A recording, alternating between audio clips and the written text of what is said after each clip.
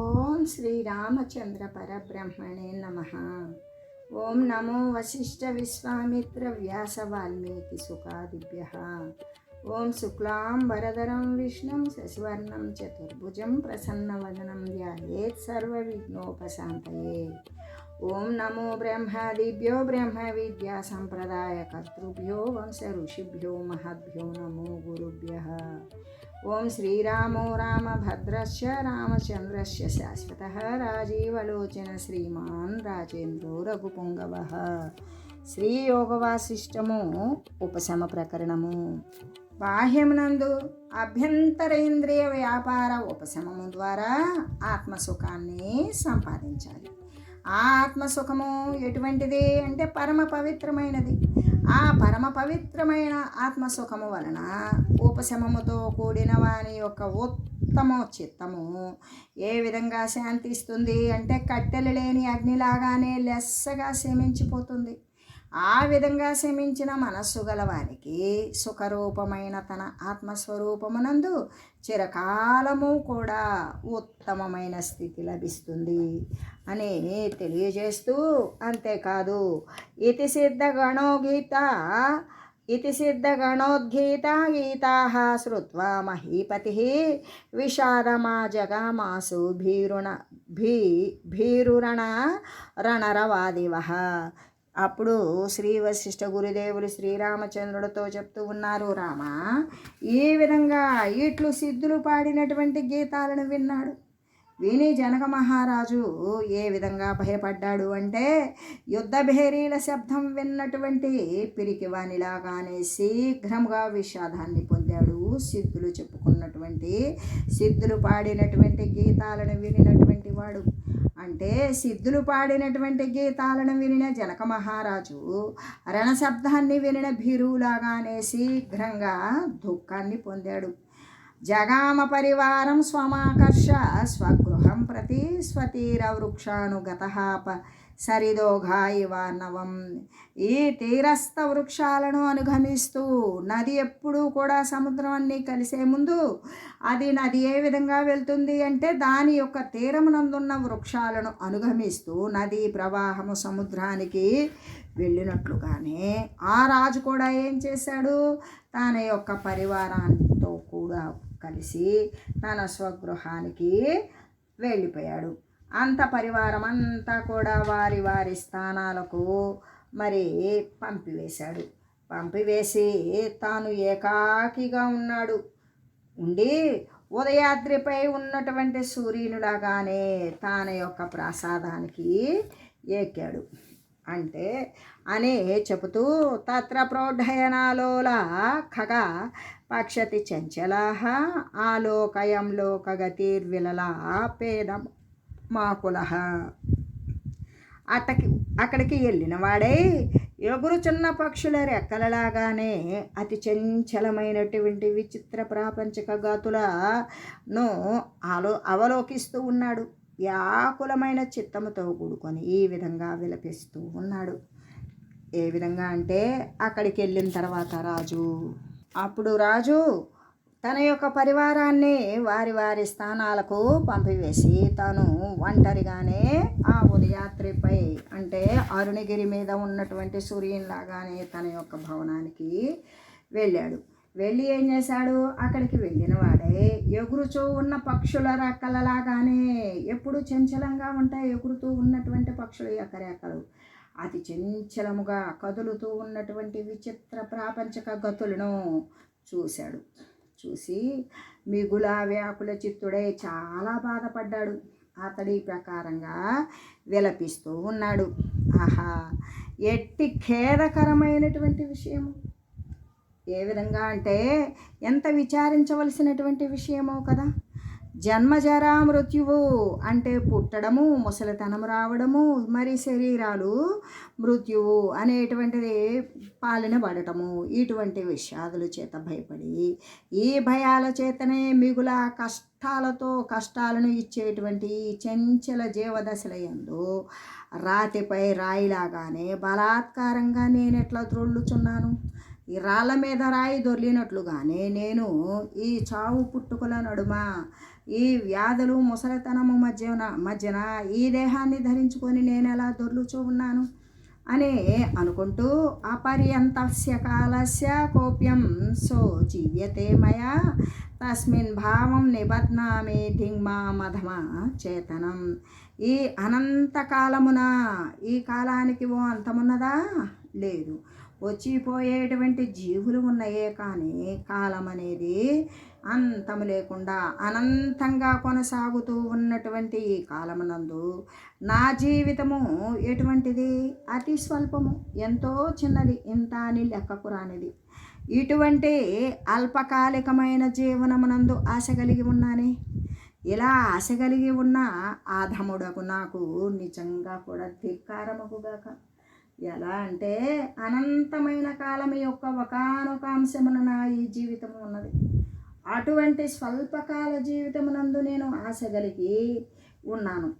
అటువంటి నాకు ఆధముడను, నాకు ధిక్కారమగుగాక. కియన్మాత్రమిదం నామ రాజ్యమా జీవితం మమ కిమేతేన వినా దుఃఖం తిష్టామి హతధీర్యదా. ఈ నా జీవిత పర్యంత రాజ్యము కూడా మిగుల అల్పమైనది. దీనితోడనే సంతుష్టి పడుతూ ఉంటాను.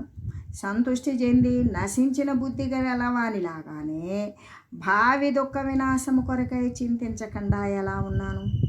ఏ విధంగా నా జీవిత పర్యంతము కూడా అంటే ఈ నా జీవిత పర్యంతపు రాజ్యము కూడా ఎంత మాత్రమైనది? చాలా అల్పమే కదా. మరి ఇంత మాత్రము చేతనే నేను చాలా రాజుని అని నేను ఎన్నో సుఖాలు అనుభవిస్తున్నాను, ఎంతోమందిని వధిస్తున్నాను, ఎంతోమందిని రక్షిస్తున్నాను అని ఈ పాటిదానికి నేను సంతోషపడుతున్నాను. మరి ఎందుకు పడుతున్నాను? సంతుష్టుణ్ణి ఎందుకు అవుతున్నాను అంటే నా బుద్ధి నశించింది. అంటే మూర్ఖునిలాగా రాబోయే కాలంలో వచ్చేటువంటి దుఃఖాలని ఎలా నశింపజేసుకోవాలి అనే ఆలోచన లేకుండా నేను ఇట్లా ఎలా పడి ఉన్నాను? ఆదావంతేప్య నంతోహం మధ్యే పేలవ జీవిత బాలశ్చిత్రేందు నువ్వే వాహం కిం ముధా ధృతిమాస్థిత. అనాది అనంత స్వరూపులమగు మనకి అల్ప జీవితము శరీర సంబంధము చేత మధ్య కలిగినది. ఏ విధంగా? అసలు మనం ఎవరము? అనంత స్వరూపులము. ఏ పరమాత్మ వస్తువు అయితే ఉన్నదో అదే మనము. అయినా కూడా మనకి అల్ప జీవితము దేని ద్వారా సంభవించింది? శరీరం యొక్క సంబంధం ద్వారానే కలిగింది.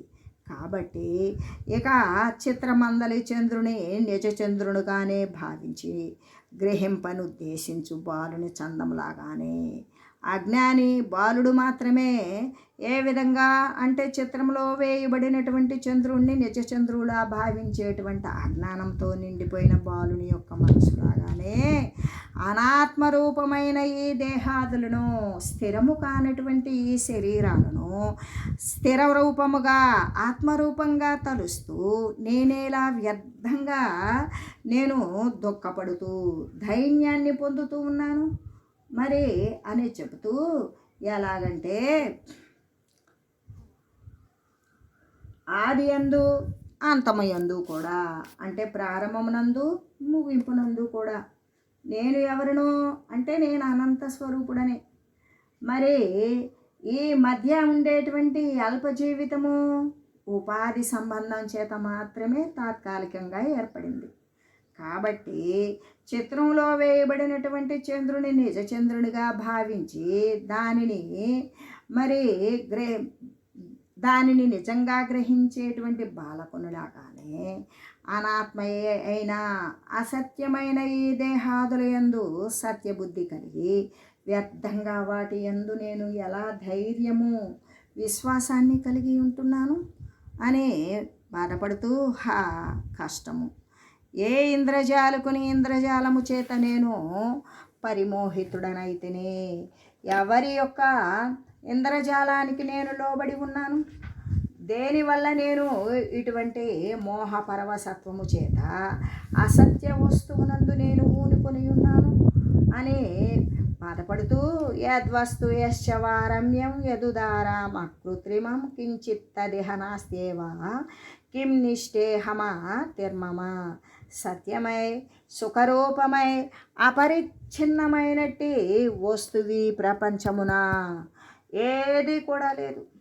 కాబట్టి అట్టి వాని చేత నాకు చిత్త విశ్రాంతి అనేటువంటిది ఎలా లభిస్తుంది?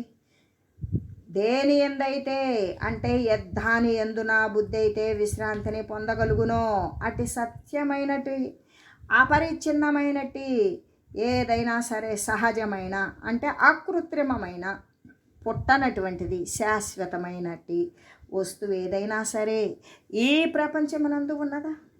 లేదు కదా. దూరస్థమప్యదూరస్థం యన్మే మనసి వర్తతే ఇతి నిశ్చిత్య బాహ్యార్థ భావనాం సత్యజామ్యహం.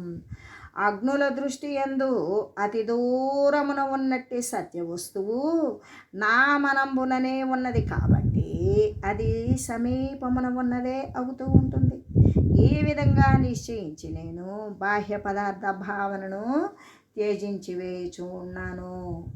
ఎలాగంటే సత్యవస్తువగు ఆత్మ అజ్ఞానుల యొక్క దృష్టి ఎందు దూరమున ఉన్నట్లుగానే వాస్తవానికి అది విచారించి చూస్తే సమీపమునందే ఉన్నది కదా. ఎలాగంటే అది నా మనసునందే స్థితి కలిగి ఉన్నది. ఈ ప్రకారంగా నిశ్చయించి బాహ్య పదార్థముల యొక్క భావన నేను లెస్సగా త్యజించి వేయుచూ ఉన్నాను అనే చెబుతూ లోకాజవంజవి భావ సలీలావర్త భంగుర దృష్టోధ్యాపి దుఃఖాయ కేయమాస్తా సుఖం ప్రతి. భోగార్థమై అంటే అనుభవించడానికి మరి ధనార్జన మొదలైన వాటి యందు జీవుల యొక్క ప్రవృత్తి రూపవేగము ఏ విధంగా ఉంటుంది అంటే జలమందలి ఆవర్తంలాగానే క్షణభంగురంగా కనబడుతూ ఉంటుంది. నీళ్ళల్లో ఏర్పడిన సుడిగుండంలాగానే క్షణభంగురమే కానీ ఒక క్షణం కనపడి మరో క్షణంలో లేకుండా పోతుంది. అలాగే వర్తమాన కాలమందు కూడా ఈ ధనము మొదలైనవి కేవలము దుఃఖాన్నే కలగజేస్తూ ఉన్నవి. కాబట్టి ఎట్టి విషయ సుఖాలయందు ఎందుకు నేను అపేక్షించాలి అని ఆలోచన చేస్తూ ఏ విధంగా అంటే జనుల యొక్క భోగము కొరకైనా ధనార్జన మొదలైన ప్రవృత్తి రూపవేగం ఏదైతే ఉన్నదో అది జలముపై ఏర్పడేటువంటి సుడిలాగానే క్షణభంగురమై ఉంటుంది. అశ్వర ఫలదాయకమై అంటే లేని వస్తువునే ఇచ్చేటువంటి దుఃఖాన్ని ఇచ్చేటువంటి దుఃఖహేతువులై ఉన్నట్లుగానే నేటికి కూడా ప్రత్యక్షంగా చూడబడుతున్నది. అటువంటి విషయాల సుఖము పట్ల నాకు ఎందుకు విశ్వాసము అనేటువంటిది ఉండవలియు అని అనుకుంటూ ప్రత్యర్థం ప్రతిమాసంచ ప్రత్యహంచ ప్రతిక్షణం సుఖాని దుఃఖపిండాని దుఃఖానితో పునః పునః. ప్రతి వత్సరము కూడా ప్రతి మాసము ప్రతి దినము ప్రతి క్షణము కలిగేటువంటి ఈ దుఃఖాలన్నీ కూడా కేవలము ఈ అంటే సంవత్సరం అంతా మాసములోను దినములోను క్షణములో కలిగేటువంటి ఏ సుఖాలైతే ఉన్నాయో అవి కేవలము దుఃఖ రూపాలే అవుతూ ఉన్నవి అని చెబుతూ అంటే ప్రతి సంవత్సరము ప్రతి మాసము ప్రతి దినము ప్రతి క్షణము కూడా మరలా ఏ సుఖాలు ఏ విషయ సుఖాలైతే కలుగుతూ ఉన్నాయో అవన్నీ కూడా సంతాపాలు దుఃఖాలతో నిండిపోయినటువంటి మహా దుఃఖాలే అయ్యున్నవి అనే చెబుతూ పరామృష్టం విశిష్టం హి దృష్టం నష్టం న భావితం అత్రస్తం న తదస్తిహ సతం యత్రాస్తు సంస్థితి. ఈ ప్రపంచమున కలిగిన ప్రతి వస్తువు కూడా శీఘ్రంగా వెంటనే వినాశం చెందుతూ ఉన్నది. కాబట్టి నా రాజ్యాదులు కూడా తుచ్చములే అయ్యున్నవి కదా. ఎలాగంటే ప్రసిద్ధములైన ఇంద్రుడు బ్రహ్మాదులు పదములు కూడా తత్వదృష్టి చేత అవన్నీ కూడా అశ్వర రూపంగానే కనబడుతూ ఉన్నవి. కాబట్టి వివేకుల యొక్క చిత్తము నిరంతరము విశ్రాంతి పొందినట్టు పదార్థం ఏది కూడా ఈ ప్రపంచమునందు లేనే లేదు. అంటే ఈ ప్రపంచమున ఉన్న ప్రతి వస్తువు శీఘ్రంగానే నశింపు చెందుతుంది. కాబట్టి నా రాజ్యాలు కూడా తుచ్చములే నీచములే అయి ఉన్నవి. ఎలాగంటే ప్రసిద్ధమైనటువంటి పదములను తత్వదృష్టి చేత ఆశ్వరములుగానే అశాశ్వతములుగానే కనబడుచు ఉన్నవి. కాబట్టి వివేకుల యొక్క చిత్తము నిరంతరము విశ్రాంతి నొందునట్టి పదార్థమే తీయు కూడా ఈ ప్రపంచమున ఉన్నదా అంటే ఎప్పటికీ లేదు అనే చెబుతూ ఆద్యయే మహతామూర్ధ్ని దినైర్ని పతంత్యదా హతచిత్త మహత్తాయాం కైష విశ్వస్తతావత. నేడు మహామహుల శిరంబులను అలంకరించినవే కొలది కాలంలో అవి అధపతనాన్ని పొందుతూ ఉన్నవి. కాబట్టి అస్వరమైనటువంటి చిత్తము యొక్క మహత్వమునందు అంటే రాజ్యము మొదలైన వైభవాల యందు ఎట్లా విశ్వాసము అనేటువంటిది కలిగి ఉంటాము అనే చెబుతూ, ఎలాగంటే నేడు ఏవైతే గొప్పవారి శిరసుపై ఉన్నవో అవన్నీ కూడా కొద్ది దినముల కొద్ది నెలలకి క్రిందకు పడిపోతూ ఉన్నవి. కాబట్టి ఈ పాడు చిత్తం యొక్క రాజ్యాది వైభవ రూపములైనటువంటి రాజ్యము మొదలైనటువంటి వైభవాలతో కూడి ఉన్నటువంటిది అయినా ఆ రూపముతో ఉన్నది అయినా గొప్పతనమందు విశ్వాసము అనేది ఎలా ఉంటుంది అనేది నీవు వచించు అని చెబుతూ, ఆహా, త్రాడు లేకనే నేను బంధింపబడి ఉన్నాను, బురద లేకనే నేను కలంకితుడనై ఉన్నాను, సర్వోపరి స్థానముల యందు కూడా నేను క్రిందబడిపోయి ఉన్నాను, నా ఆత్మస్థితి నశించిపోయినది, ధీమంతుడనే అయి ఉన్నప్పటికీ కూడా సమ్ముఖమున ఉన్నదై సూర్యప్రకాశమును కప్పివేసేటువంటి కాలమేఘంలాగానే నన్ను ఈ మోహము ఎలా ఆవరించినది అని బాధపడుతూ, కాయిమే మహాభోగా కాయిమే మమ బాంధవాః బాలోభూతమయేనేవ సంకేతేన హమాకులః. ఈ నా మహాభోగాలు ఏమి ఉన్నాయి? ఈ నా బాంధవులు ఎవరు? ఆహా, బాలుల్లాగానే వ్యర్థముగా మమత్వ కల్పన చేత నేను వ్యాకులుడనే అవుతూ ఉన్నాను కదా అని బాధపడుతూ, నాకు ఈ భోగాలేంటి? ఈ నా బంధువులు ఎవరు?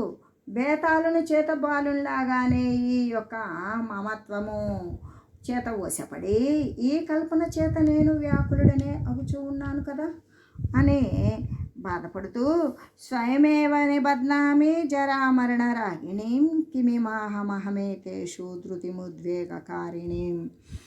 అంటే ముసలితనము మరణము కలుగజేసేటువంటిది, భయాన్ని మాత్రమే ఇచ్చేటువంటిది అయినా ఈ భోగాదుల యందలి విశ్వాసాన్ని నేనేలా స్వయంగా కల్పించుకున్నాను అంటే జరామరణాలను కలుగజేస్తుంది.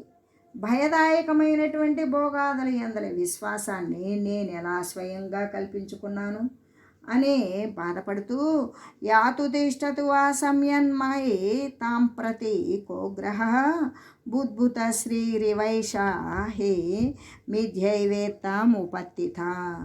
ధనము బాంధవులు మొదలైన ఈయన సంపదలు పోవుగాక, లేకపోతే అభివృద్ధి చెందుగాక. వీనితో నాకేంటి? ఎలాగంటే జలమందలి బుద్భుదాలు లాగానే అంటే నీటిపై వచ్చేటువంటి బుడగలు లాగానే ఈ సంపదలన్నీ కూడా మిథ్యారూపాన్నే పొందుతూ ఉన్నవి అని చెబుతూ, ఎలాగా ఈ బాంధవులు మొదలైనటువంటి సంపదలు పోతే పోనీ ఉంటే ఉండని, అంతేకాని వాటి ఎడలు నాకు ఎటువంటి పంతము పట్టుదల అనేటువంటిది లేదు. ఇవన్నీ కూడా బుద్భుదాలే. ఎలా అంటే నీళ్లపై వచ్చేటువంటి బుడగల్లాగానే క్షణభంగురాలై అబద్ధ స్వరూపాలై ఈ విధంగా స్థితి కలిగి ఉన్నట్లుగా కనబడుతూ ఉన్నవి అని అనుకుంటూ, అంతేకాదు తే మహావిభవా భోగాస్తే సంతః స్నిగ్ధ బాంధవాః సర్వం స్మృతిపదం ప్రాప్తం వర్తమానేపిక ధృతి. చక్రవర్తుల ఆ మహాభోగాలు కూడా ఉత్తమ గుణ సంపన్నమైన వారి యొక్క ఆ బంధుగణము ఇప్పుడు కేవలము నామ మాత్రమే మిగిలి ఉన్నది. అట్టిదైనట్లయితే మరి ఈ వర్తమాన కాలమందు విశ్వాసం ఎందుకు అని అనుకుంటూ, ఎలాగంటే ఆ మహారాజాది రాజుల యొక్క మహాభోగాలు, ఆ వైభవాలు, ఆ పరమ ప్రేమ సహితులైన బంధువులు అంతా కూడా నాకు నేడు స్మరణ అయిపోయింది. ఆ విధంగా అయితే ఈ వర్తమానకాలిక భోగాదుల యందు నాకు విశ్వాసమేలా అని చెప్పుకుంటూ, క్వా ధనాది మహీపానాం బ్రహ్మణ క్వా జగంతి వా ప్రాక్తనాని ప్రయాతాని కేయం విశ్వస్తత మమ. గొప్ప గొప్ప రాజులు ధనమంతయు కూడా ఏమైపోయినది? గొప్ప గొప్ప రాజులు ఏమైపోయారు? పూర్వపు బ్రహ్మదేవుని చేత రచింపబడినవైనా అనేక బ్రహ్మాండాలు ఇప్పుడన్నీ ఎక్కడికి వెళ్ళినవి? ఇంకా ఈ ధనాదులు యందు నాకు ఎలా ఈ అపేక్ష అని అడుగుతూ, పూర్వకాలపు ఆ రాజుల యొక్క ధనాలు ఇప్పుడు ఎక్కడికి ఎగినవి? అంతేకాదు, పూర్వం బ్రహ్మదేవుని చేత సృష్టించబడిన ఈ అనేక జగత్తులు ఉన్నాయి కదా, బ్రహ్మాండాలు, ఇప్పుడు అన్నీ అవి ఏమైనవి? అవన్నీ కూడా నశించిపోయినవి కదా. ఇక ఈ నా ధనాదులు యందు నేను విశ్వాసము ఉంచడం అనవసరమే. గిలితానీంద్రలాక్షాణి బుద్బుదాని వారిని మాం జీవిత నిబద్ధస్తం విహశిష్యంతి సాధవ. జలము బుద్బుదములను తన యందు లయమనుకొచ్చుకున్నట్లుగానే నీళ్ళు ఏం చేస్తాయి? నీళ్ళల్లో ఉత్పన్నమైనటువంటి ఆ యొక్క బుడగలను తన యందే లయం చేసుకుంటాయి. అలాగనే లక్షల కొలది ఇంద్రులను కాలుడు అనేటువంటి వాడు మృంగివేశాడు. ఆ విధంగా ఉండగా ఈ స్వప్న జీవితము నందు అపేక్ష కలిగి ఉన్నట్లయితే విఘ్నులు పరిహసించరా? నన్ను చూసి నవ్వకుండా ఉంటారా అని అనుకుంటూ, నీటి యందు బుడగల్లాగానే లక్షల కొలది ఇంద్రుడు కూడా కాలగర్భము నశించిపోయారు కదా. ఇక నా యొక్క ఈ స్వల్ప జీవితము శాశ్వతము అని తలంచి అందు నేను విశ్వాసము గనక కలిగి ఉన్నాను, సాధుజనులు, విఘ్నులు, విజ్ఞానవంతులు, మహనీయులు నన్ను చూచి నవ్వుకుంటారు కదా అని ఆలోచన చేస్తూ, మరి బ్రాహ్మణాం కోటయో యాత గతాః సర్గ పరంపరాః ప్రయాతాః పాంసు వద్భూపాః కాదృతేర్మమ జీవితే. అనంతకోటి బ్రహ్మదేవులు గతించారు. అక్కడ అనేక సృష్టి పరంపరలు కూడా గడిచిపోయినవి. ధూళి కణాలలాగానే ఎందరో రాజులు నష్టమైపోయారు. ఇంకా ఈ నా యొక్క జీవితమందు నాకు ఆశ ఎందుకు? కోట్ల కొలది బ్రహ్మదేవులు గతించారు, సృష్టి పరంపరలు గతించినవి, మరి అన్నీ గడిచిపోయినవి. అనేక రాజులు కూడా దుమ్ములాగా ఎగిరిపోయారు. ఇంకా నా జీవితమందు నాకు ఈ విశ్వాసం ఎందుకు? సంసార రాత్రి దుస్వప్నే చేత్యే దేహమయే భ్రమే ఆస్థానం చేదను వద్నామే తత్రేమాం తు దిగస్థితం. సంసారము అనేటువంటి రాత్రి అందలి దుష్ట స్వప్నములాగానే దేహము మొదలైన భ్రమరూపాలే అయినటువంటి ఈ ప్రపంచమున నేను గనక కోరిక అపేక్ష కలిగి ఉన్నచో అట్టి నా అవివేకానికి ధిక్కారమగుగాక. ఏ విధంగా అంటే, సంసారము అనేటువంటి రాత్రి అందలి దుఃఖకరమైనటువంటి స్వప్నభూతాలులాగానే దృశ్య విషయాలయందు దేహ అహంకార మమకారము మొదలైన భ్రమలయందు నేను ఇంకా నమ్మిక కలిగి ఉన్నాను. అట్టి నా అవివేకానికి ధిక్కారమే అవుతుంది. అయం సోహమితి వ్యర్థ కల్పన సత్స్వరూపిణి అహంకార పిశాచేన కిమగ్న వదహం స్థిత. పుత్రులు, ధనాదులు, దేహాత్మబుద్ధి మున్నకు కల్పనలు అన్నీ కూడా వ్యర్థమే, ప్రయోజనరహితమే, అసత్స్వరూపములే అవుతాయి. నేను ఈ అహంకారము అనే పిశాచముతో కూడుకొని యజ్ఞునిలాగా అజ్ఞానముతో కూడుకొని నేను ఇక్కడ ఎలా ఉన్నాను అని బాధపడుతూ ఈ పుత్రాదులు, అధనాదులు, ఈ దేహేంద్రియాదులు, ఈ మున్నగువాని యొక్క కల్పన అంతా కూడా వ్యర్థమే, అసద్రూపమే అయి ఉన్నది. నేను ఈ అహంకారము అనే పిశాచం చేత మోహితుడనై ఉన్నాను. ఇంతకాలము కూడా అజ్ఞాని వలె యాలపడి ఉన్నాను. హతమిదం కస్మాదాయు రాతతయానయ పశ్యన్నపి సపశ్యామి సూక్ష్మయా కాలలేఖయా. క్షణము, నిమిషము, ముహూర్తము మొదలైన రూపముకు సూక్ష్మకాలము చేత ఆయువు క్షణానికి కూడా విచ్ఛిన్నమవడం చూచి కూడా నేనెలా విచారించకుండా ఉంటూ ఉన్నాను. క్షణమని, నిమిషమని, ముహూర్తకాలమని సూక్ష్మకాల పంక్తి చేత వరుస చేత ఈ ఆయువు క్షణము కూడా చిన్నమైపోతూ ఉన్నది. చూచి కూడా దానిని గురించి నేను ఎలా విచారణ సొలపడం లేదు. పాదపీఠే కృతే శానాః శార్ంగే క్రీడన కందుకాః కాలకాపాలికాగ్రస్తాః కిమాస్తే మయి వల్గసి. దేనిచే బ్రహ్మాదులను బ్రహ్మాండాసనమున ప్రతిమలలాగా గావింపబడి ఉన్నారు. విష్ణువాదులు కూడా దేనిచేత క్రీడా కందుకాల వలె ఆట కోసం ఉన్న బంతుల్లాగాలే ఆకాశము యుద్ధాది వ్యవహారాల యందు ప్రవర్తింపచేయబడి ఉన్నారు. ఏది మహారుద్రులు కూడా భక్షించి వేసినట్లయితే అట్టి కల్పరూపమైనటువంటి కాలమందువో జీవితాశ నీవేళ నా ఎదుట విజృంభిస్తూ ఉన్నావు అని చెబుతూ, ఎలాగంటే ఏ దేవుని చేత బ్రహ్మాదులను బ్రహ్మాండాసనమున ప్రతిమల వలె గావింపబడి ఉన్నారు. విష్ణువాదులు విష్ణువు మొదలైన వారిచే కూడా క్రీడా కందుకాలులాగానే ఆటబంతులులాగానే ఆకాశమున యుద్ధాది వ్యవహారముల యందు ప్రవర్తింపజేయబడుచూ ఉన్నారు. ఏది మహారుద్రులను కూడా భక్షించి వేస్తుందో అట్టి కల్పనారూపమైన కాలమందువో జీవితాశ నీవేలా నా ఎదుట విజృంభిస్తూ ఉన్నావు అని బాధపడుతూ, అజస్రముపయాంచేతే వ్యాంతి జాత్యాపి వాసరాః అవినశ్చైక సద్వస్తుర్దృష్టో నాధ్యాపి వాసరాః. దినములు నిరంతరము వస్తూ ఉన్నవి, పోతూ ఉన్నవి. పగలు తర్వాత రాత్రి, రాత్రి తర్వాత పగలు, ఈ విధంగా వస్తూ పోతూ ఉన్నవి. కానీ దోషరహితమైనటువంటి ఆనందరూపమైన సద్వస్తువు లభించిన దినము ఒక్కటైనా సరే నేటి వరకు చూడగలిగామా? చూడలేదు కదా. ఎలాగంటే రోజులు వస్తూ పోతూ ఉన్నవి, నిరంతరం గడిచిపోతూనే ఉన్నది. కానీ మాలిన్యరహితమైన దోషము లేనిదైన ఆనందరూపమైన సద్వస్తువు లభించిన దినము ఒక్కరోజైనా సరే ఉన్నదా? ఒక్కరోజైనా దానిని, ఒక్కసారైనా దానిని చూడగలిగామా? సారసీ వైతి సర్వస్మిన్ జనచేతసి భోగాయేవ స్ఫురత్యంతర్నః దుస్వపదదృష్టయః. తటాకమన సారస పక్షుల్లాగానే ప్రాణుల యొక్క చిత్తమందు భోగాసలే స్ఫురిస్తూ ఉన్నవి. కానీ ఆత్మసాక్షాత్కారము అయితే లేనే లేదు కదా.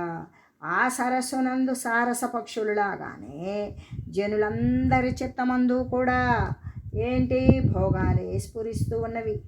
ఆనంద మరి భోగలాలసతే స్ఫురిస్తూ ఉన్నవి. కానీ ఏనాడైనా ఒక్కసారైనా ఆత్మసాక్షాత్కారము అనేది లభించినదా అంటే ఎప్పటికీ కూడా ఆత్మసాక్షాత్కారము లభించినటువంటి రోజు అనేటువంటిది ఒక్కసారికి కూడా లేదు అని చెబుతూ అని ఆ జనకరాజు తన గురించి నైరాస్య భావనతో బాధపడుతూ ఉన్నాడు అని తెలియజేస్తూ శ్రీ వశిష్ఠ మహర్షి ఓం మంగళం శ్రీ గురుదేవాయ మహనీయ గుణాత్మనే సర్వలోక శరణ్యాయ సాధురూపాయ మంగళం. ఓం మంగళం కోసలేంద్రాయ రామాయ రామభద్రాయ చక్రవర్తి తనూజాయ సార్వభౌమాయ జానకీ వల్లభాయ శ్రీరామచంద్రాయ మంగళం. ఓం తత్సత్.